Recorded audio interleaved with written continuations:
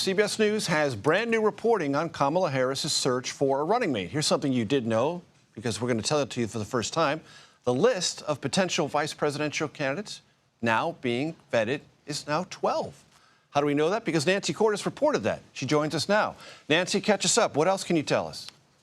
What I can tell you, Major, is that the team that is conducting the vetting for Vice President Harris has begun to hold conversations with that dozen or so individuals. Some of them are governors, some of them are senators, some of them don't even hold elective office right now. Those conversations began yesterday. And that number, 12, is larger than many had assumed, and it reflects the fact that this campaign wants to start by casting a wide net. It is not winnowing down that list just yet. It is, however, working on a very compressed schedule because they want to complete the vetting, Major, by August 7th in order to meet a potential reporting deadline in Ohio, which means they have just a couple of weeks to finish that process, hand all of their information over to the vice president so she can make a decision.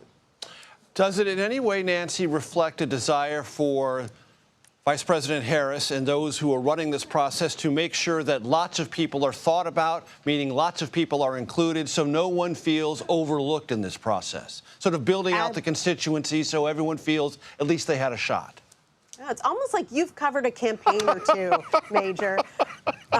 No question. That is a time-honored tradition. You put a bunch of names on the list so that lots of people feel that they've been considered, and more importantly, lots of voters in important states feel that that folks from their states were on the list, even if they don't end up getting the nod at the end of the day. And that's one of the reasons that the folks that are involved in this process are stressing that the list is currently still large. They are pushing back on this notion that it has already been reduced to one or two top individuals. And they point out, look, President Biden just stepped aside on Sunday. And then a new team had to be formed to perform the vetting for Kamala Harris. It's being led by former Attorney General Eric Holder.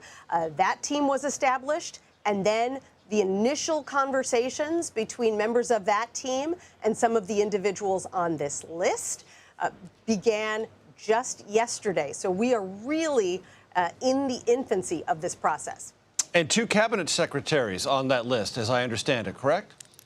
Correct. At least two. We know of Pete Buttigieg, the Secretary of Transportation, who has, who has been out making the rounds over the past week, talking about this meltdown at Delta Airlines, but more broadly has proved to be a very effective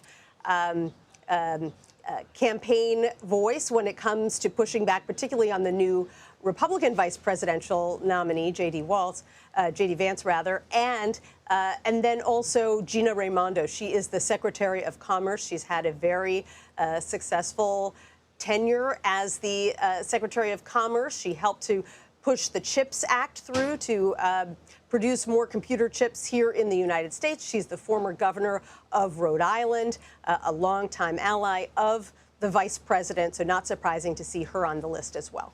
It may or may not be determinative, but when you talk about a vetting process, having the ability to check Senate confirmed next to your name never, ever hurts. Nancy Cordes on the North Line of the White House, thank you very much. You're so welcome.